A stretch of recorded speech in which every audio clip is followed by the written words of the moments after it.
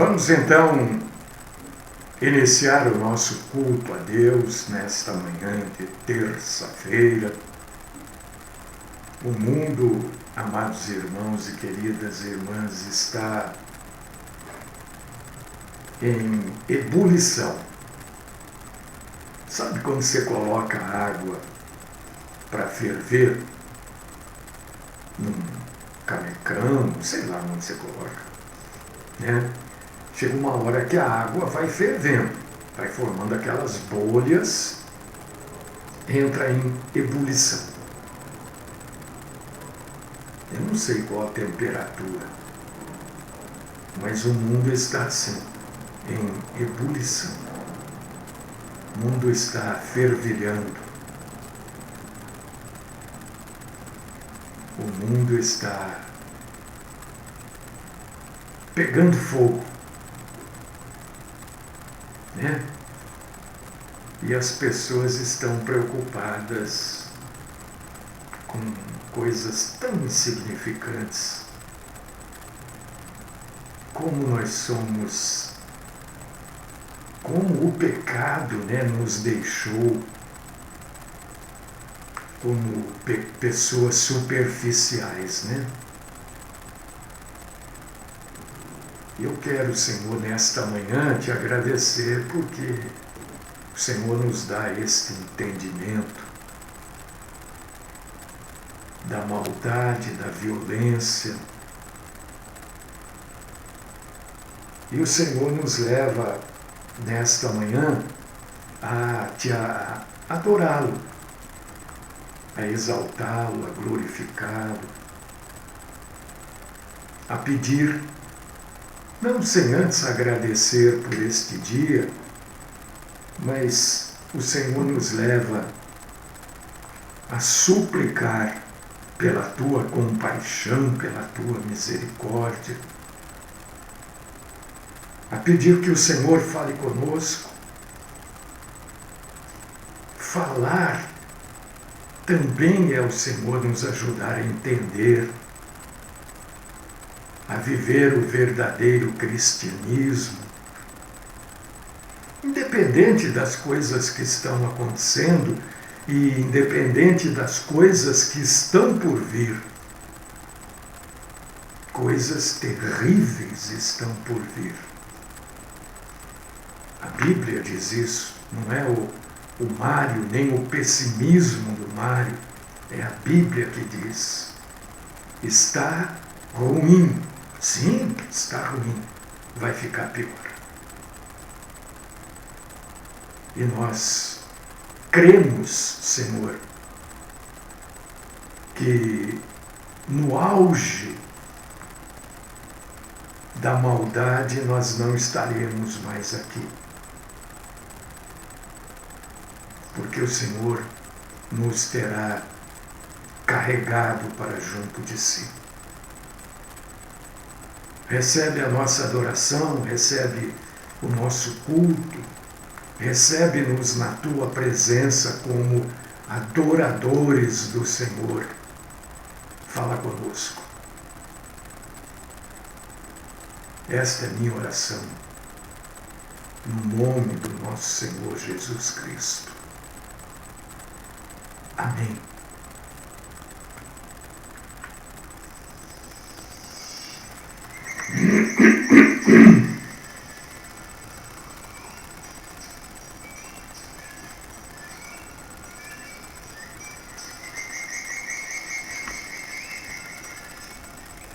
Estava falando em ebulição e o nosso queridíssimo irmão Luiz Seco avisa a gente aqui que a água ferve a 100 graus Celsius ao nível do mar. Né? É assim que está o mundo, fervendo. Fervendo.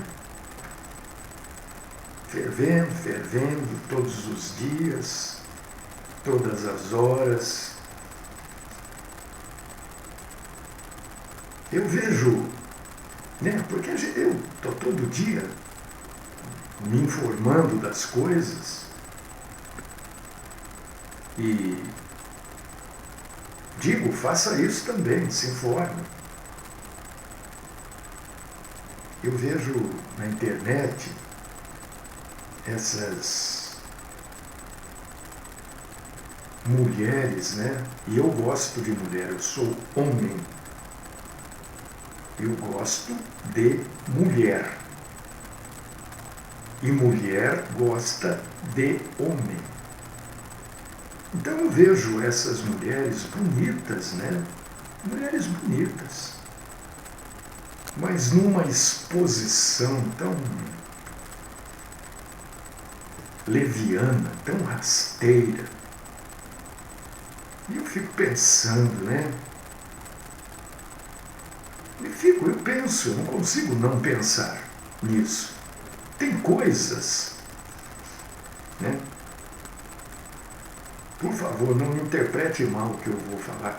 Tem coisas que eu peço a Deus, Senhor, eu não quero pensar nisso, mas o pensamento vem. Então eu vejo essas mulheres nessas poses, normalmente nuas, né? Nuas. E eu fico pensando,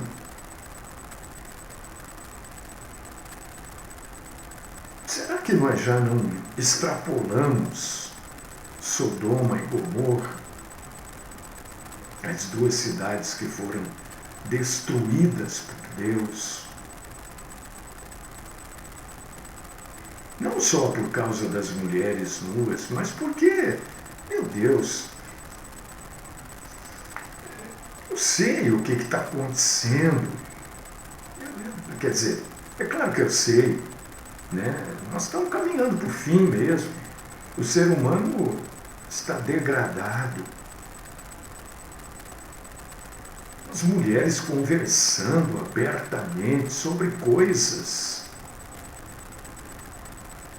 que devem ser conversas reservadas. Não é? Não tem coisas que a gente pode até conversar, mas não publicamente. São coisas que estão confinadas a quatro paredes. E eu fico assim, meu Deus, será que a gente já não foi além de Sodoma e Gomorra, né? O que a gente pode esperar deste mundo? Nada. Não podemos esperar nada. Né? Não é esse o assunto hoje aqui. Aqui a gente sempre entra num ou outro assunto, né? Não são só as mulheres, né? Claro que não. Que isso, eu não tenho nada contra as irmãs, né? Mas os homens também não se dão, quer dizer, as mulheres não se dão ao respeito. A grande maioria, não todas, é óbvio. Mas a grande maioria não se dá ao respeito, exige um respeito para o qual elas não se prestam. E os homens também, né? Os homens também, que coisa, meu Deus. Isso para mim não é novidade. Eu quero que você entenda, né? Tem coisas que, se a pessoa quer fazer aquilo, faça. Isso é de cada um. Cada um faz aquilo que quer e que acha que lhe convém, mas reservadamente. Parece que quanto mais hoje se avilta, quanto mais hoje se arranha os padrões morais, mais famosa a pessoa fica. Mais oportuno, não parece não, é assim.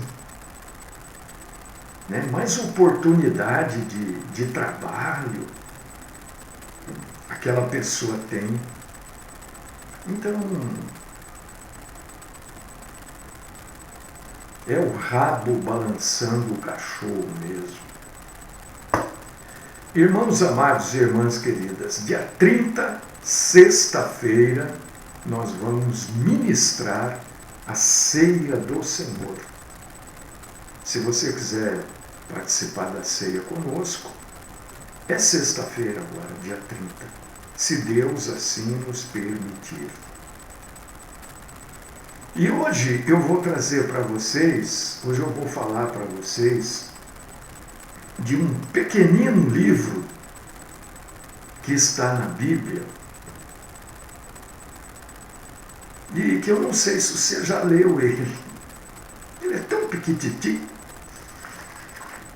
Na minha Bíblia aqui tem 2 folhas e meia. Que eu derrubei o apontador e o lápis. É o livro de Judas. Eu vou trazer, dá licença. Perdão, eu vou trazer um resumo do livro de Judas. É o último livro da Bíblia, um pequenino livro, uma carta, antes do livro do Apocalipse. Nós temos Pedro, depois as 3 cartas de João, 1 João, 2 João, 3 João, que ontem eu perguntei quem é que já ouviu uma pregação sobre, ou uma citação, acho que foi essa a pergunta, sobre 3 João. Eu não me lembro de ninguém ter respondido, nem que sim, nem que não. Mas logo depois da 3ª carta de João, vem o livro de Judas. E este livro não é à toa, não é por coincidência, ou porque alguém resolveu, nós vamos colocar esse livro aqui. Não tem onde colocar, vamos colocar ele aqui. Não é isso. Esse livro está automaticamente antes do livro do Apocalipse. É óbvio que este Judas aqui não é o Judas Iscariotes, né? Esse Judas aqui, deste livro, é irmão de Tiago. E por ser irmão de Tiago, ele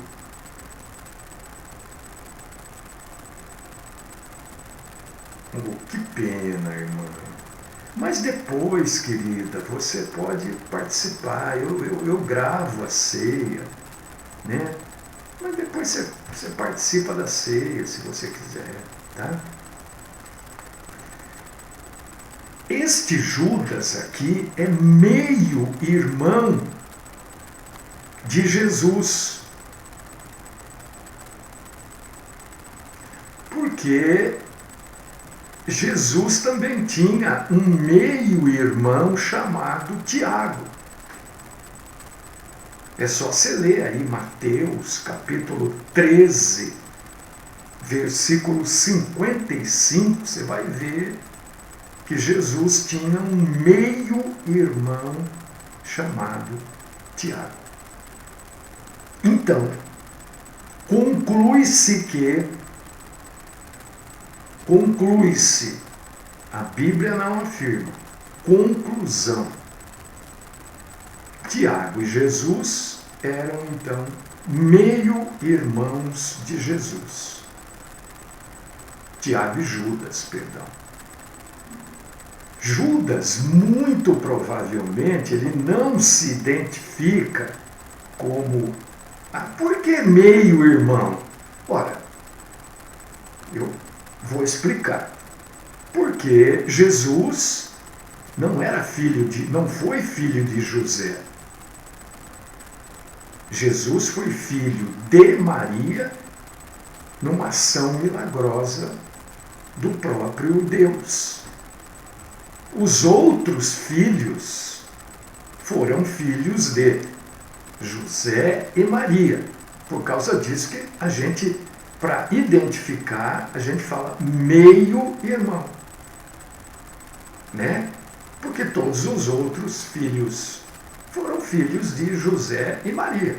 Só Jesus não teve José como pai, mas sim o próprio Deus, na figura do Espírito Santo. Claro, provavelmente, Judas não se identifica como irmão de Jesus devido à humildade. Ele não queria se sobressair, ele não queria usar o nome de Jesus para se auto-exibir, para aparecer. Por causa disso que ele não diz, olha, aqui é o Judas, irmão de Jesus. Né? A gente vai descobrindo isso lendo a Bíblia. Certo? Então, por humildade, por reverência ao próprio Cristo, ele não se identifica. Esse livro de Judas, amados irmãos e queridas irmãs, é um livro que está intimamente ligado com a segunda carta de Pedro. Tem uma ligação muito grande.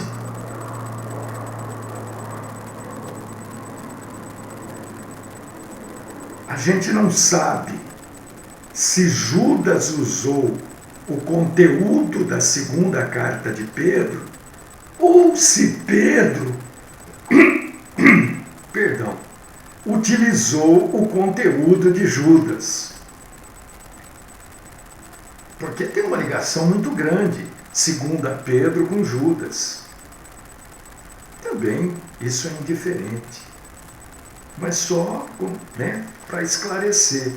O livro de Judas foi escrito de 70 a 80 depois de Cristo. Isso lança por terra, assim como outras cartas, uma crença errada, erradíssima, né? Um entendimento obscuro da Bíblia, que é o preterismo. O que é o preterismo? O preterismo são todos aqueles que acreditam que Jesus veio 70 depois da sua morte, ele voltou. Eles confundem a destruição do templo com a vinda de Jesus. Ora, se essa carta foi escrita 80 depois de Cristo, como é que Jesus já tinha voltado? E quem acredita no preterismo crê que Jesus já voltou 70 depois de Cristo. Existem outras cartas que foram escritas depois de 70, né?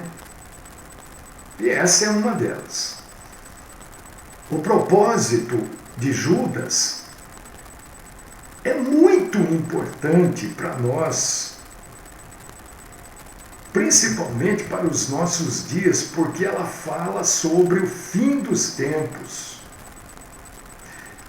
Esta carta de Judas, que a gente chama de livro, né?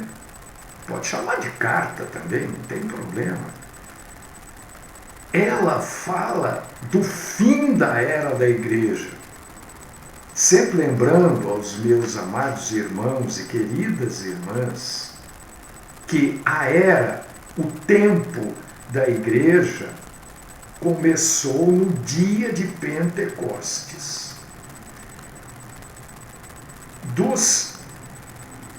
Do primeiro evangelho, Mateus, até a festa judaica de Pentecostes, não existia igreja. Tá? A igreja passa tudo aquilo que foi dito, de Mateus até a festa de Pentecostes, que está lá no livro de Atos. Tudo que Jesus fala até ali, ele não está falando para a igreja. Ele pode referir-se ao futuro. mas ele está falando para os judeus. A era da igreja inicia-se na festa judaica de Pentecostes. Tá? Na descida, na entrega do Espírito Santo a todos aqueles salvos. Judas é o único livro da Bíblia, único, dedicado exclusivamente à grande apostasia, que é o abandono da fé. Judas escreve que más obras são provas da apostasia. Apostasia também é falta de fé. Então a gente vê essa maldade, essa crueldade, esta facilidade que hoje existe em matar alguém. Você vê que o problema não são armas. Eu quero que você veja isso, ou que pelo menos você tenha a habilidade para ver que o problema não são as armas. Porque hoje mata-se, né, com uma facilidade, e o povo não tem arma. Nós não temos arma. A nossa arma hoje é um cortador de unha. E diminuiu as mortes, assassinatos. Não diminuiu, porque o problema não é a arma. Mas, enfim, Judas nos exorta, nos chama atenção, nos aconselha a batalhar pela fé. Por quê? Porque há joio no meio do trigo. Você sabe o que é joio?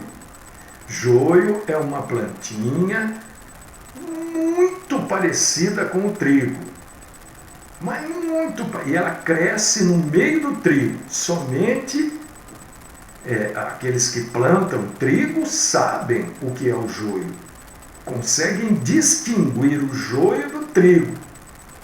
Por causa disso que se usa essa expressão, joio no meio do trigo. Então, joio é uma planta que nasce no meio do trigo, na plantação de trigo.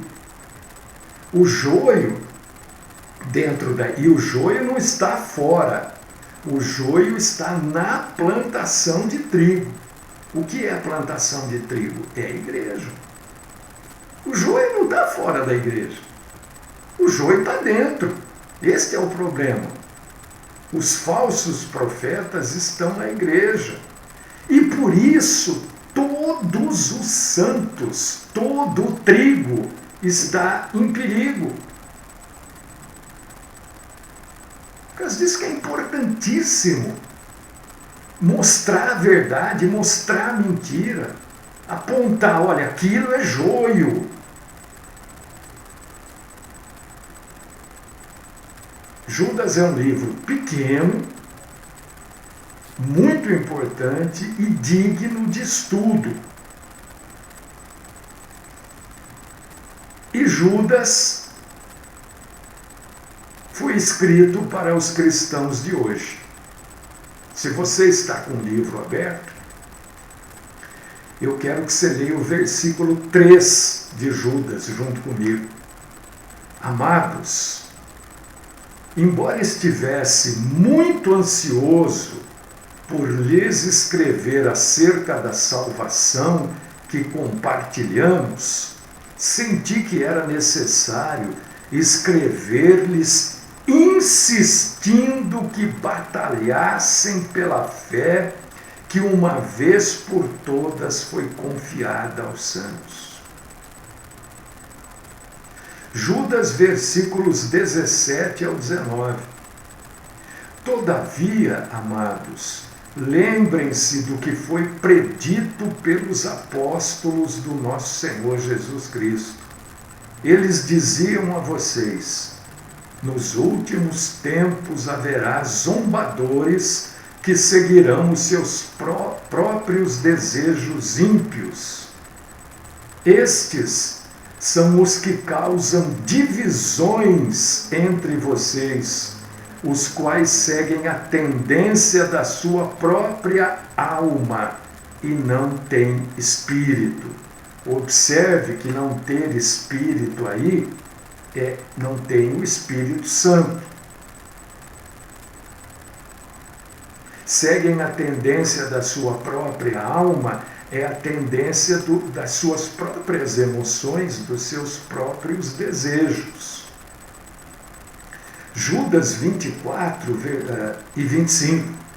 Aquele que é poderoso para impedir-los de cair e para apresentá-los diante da sua glória sem mácula e com grande alegria, ao único Deus, nosso Salvador, sejam glória, majestade, poder e autoridade mediante Jesus Cristo, nosso Senhor, antes de todos os tempos, agora e para todos sempre. Amém. São os versículos que mostram que isso é para nós. O cuidado que se precisa ter. Mas o pastor Mário está de novo falando essas coisas. Isso aqui tem que ser falado todo dia, porque o joio não para de crescer no meio do trigo. E sufoca muitas vezes o trigo.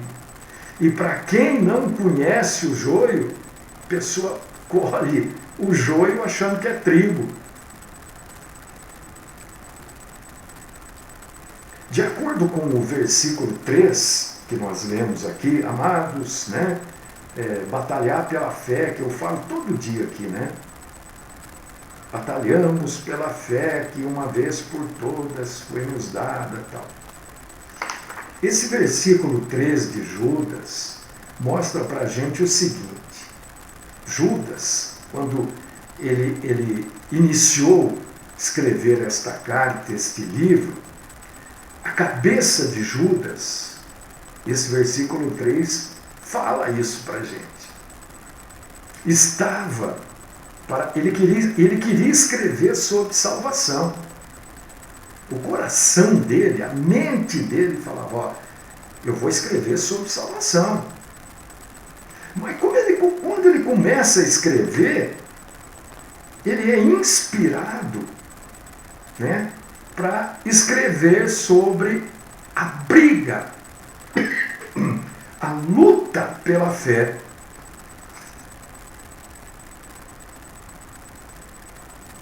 Você vê que ele muda.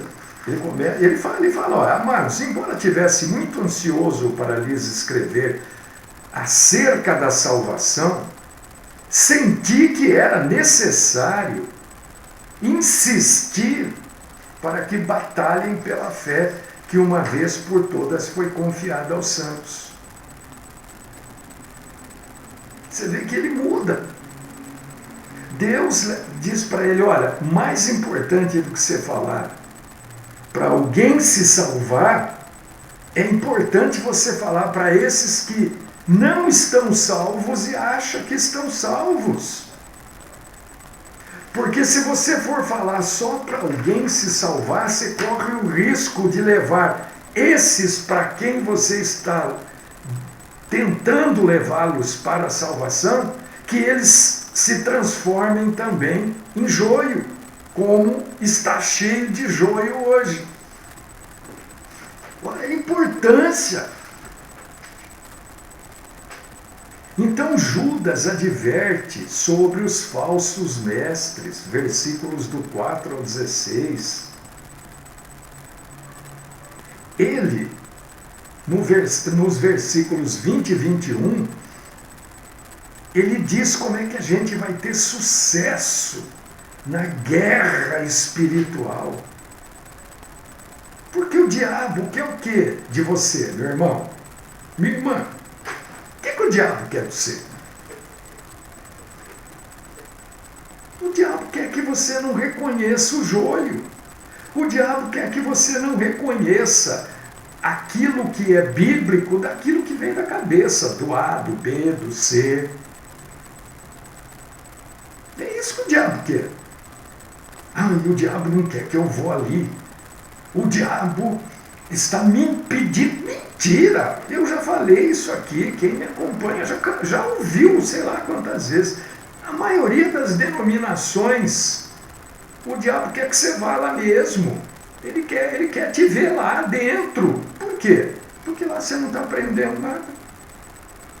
Lá você não está desenvolvendo o dom de discernimento espiritual.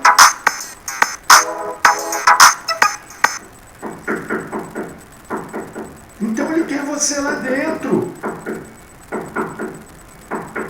Então nós temos que, Judas, versículos 20 e 21, né, mostra como a gente vai ter sucesso nessa guerra espiritual.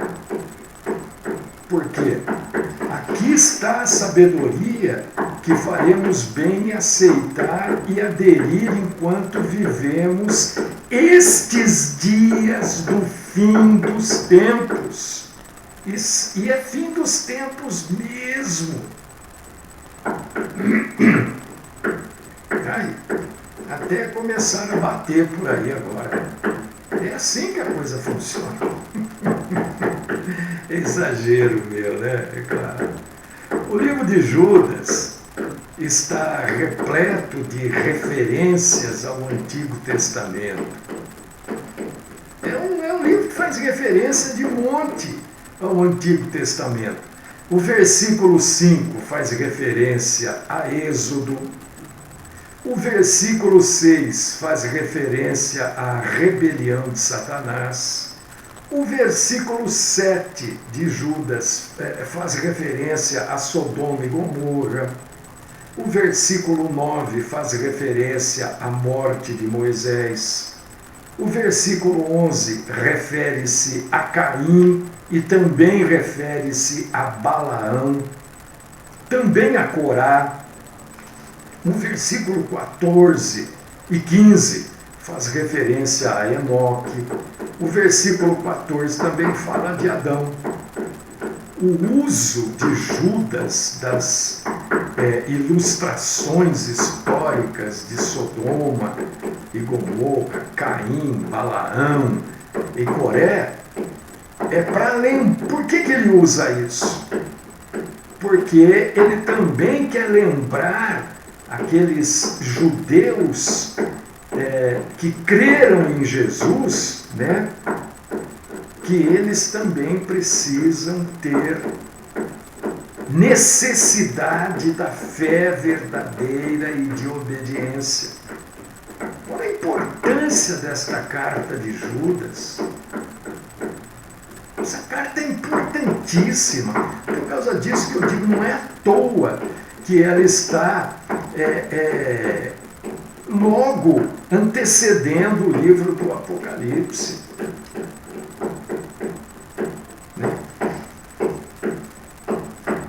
Oh, meu Deus do céu, como é duro falar com alguém batendo, não?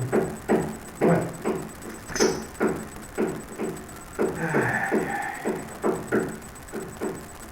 Bom, existe uma aplicação prática desse livro de Judas. Ô Senhor, me ajuda eu me concentrar no que eu estou fazendo e não no barulho que está me incomodando aqui, Senhor.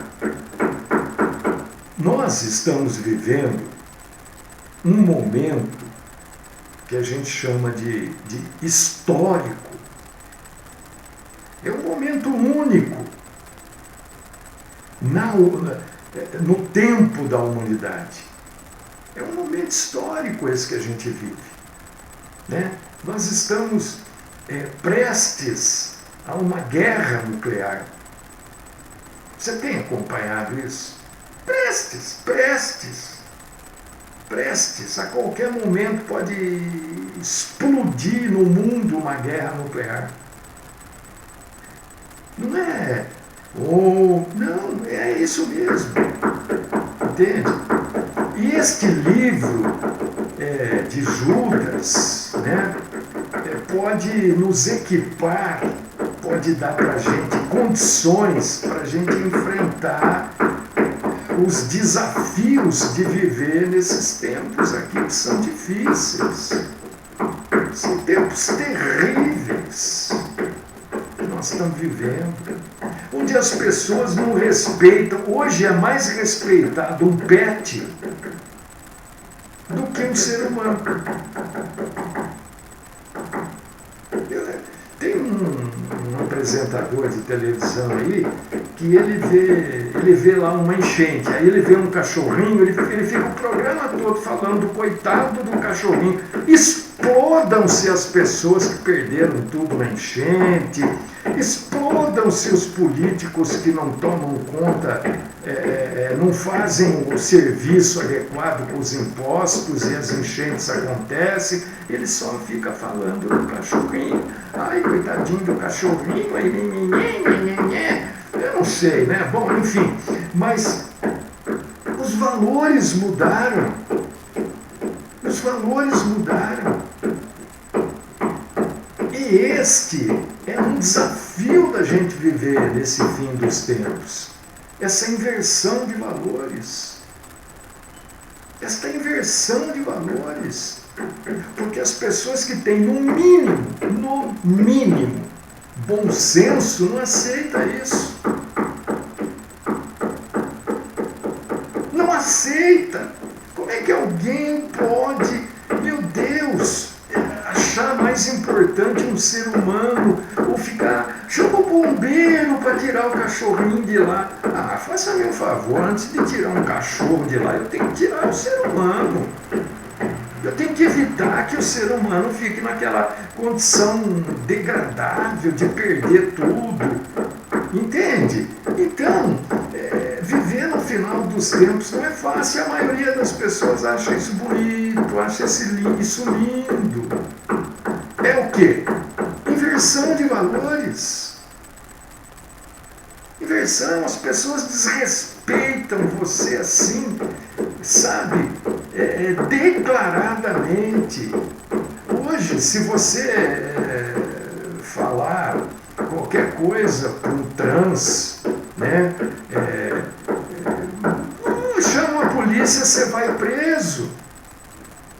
Agora, se desrespeitar um idoso, então não acontece nada. Levanta o idoso, fala, levanta, vamos embora, sacode aí, você está forte. É inversão de valores. É isso que Judas fala, que não é fácil viver no fim dos tempos. Um cristão hoje deve ter cuidado com as falsas doutrinas que podem facilmente enganar cada um de nós. Se a gente não for, no mínimo, bem versado na palavra de Deus. Ontem eu falei aqui, gente, eu não sei o que estão fazendo com esse monte de PN lá dentro dessa denominação, aí eu não sei o que eles estão aprendendo lá. Pô, mas esse cara é chato, ele mexe com tudo. Não é que eu mexo com tudo. É que a Bíblia diz, olha, as pessoas são facilmente enganadas hoje. E a gente precisa alertar. A gente precisa sair dessa zona de conforto que a gente está. A gente precisa conhecer o Evangelho para poder defender o Evangelho. Você conhece o Evangelho? Porque senão você não vai defender o Evangelho nenhum. Você não conhece. Você precisa conhecer para você poder defender. Eu estava sábado com um advogado, um capitão do exército, estávamos ali conversando, né? E aí eu fiquei quieto. Daqui a pouco surgiu um papo lá de alma, espírito, não sei o quê, OVNI, né? Eu deixei falaram. Eu falei, espera um pouquinho. Alma é uma coisa, espírito é outra coisa. Não é a mesma coisa. Qual que é a diferença? Aí eu expliquei para eles. A alma é onde reside as nossas emoções. Tudo que você sente de emoção está na alma. Aí, o advogado. E o espírito? Falei, o espírito é aquilo que nunca morre. O espírito não morre. O seu corpo morre. A sua alma desaparece, as emoções desaparecem com o tempo. Agora o seu espírito nunca. Eu preciso pensar nisso. Falei, pois pense. Então a gente precisa conhecer o Evangelho para poder falar para alguém, para proteger o Evangelho, defender. E só protegendo e defendendo e conhecendo o Evangelho é que a gente vai aceitar na nossa vida o senhorio do nosso Senhor Jesus Cristo. É assim, meu irmão, não tem outro jeito, não. A fé autêntica, minha irmã, sempre reflete um comportamento semelhante ao do nosso Senhor Jesus Cristo. Nossa vida em Cristo deve refletir o conhecimento do nosso próprio coração, que descansa na autoridade do Criador e Pai Todo-Poderoso. E para isso a gente precisa de fé. É isso que está falando a carta de Judas. Por causa disso que essa carta é super, hiper, mega, blaster importante. Ai, meu Deus do céu. Dá-me paciência, Senhor. Vamos orar, irmãos. Vamos orar, vamos falar com Deus Todo-Poderoso.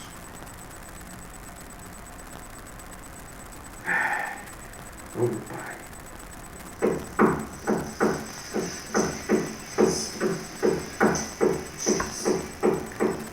Deus querido, Pai Todo-Poderoso, eu quero exaltar, glorificar o Senhor, apesar de todo inconveniente, a gente conseguiu pregar a Tua palavra, adorar o Senhor, levar um pouco mais, né, sobre esta carta de Judas, né, para que as pessoas leiam, tomem ciência e batalhem pela fé que uma vez por todas nos foi dada. Continua, Senhor, falando conosco, nos ajudando, nos auxiliando, nos dando graça.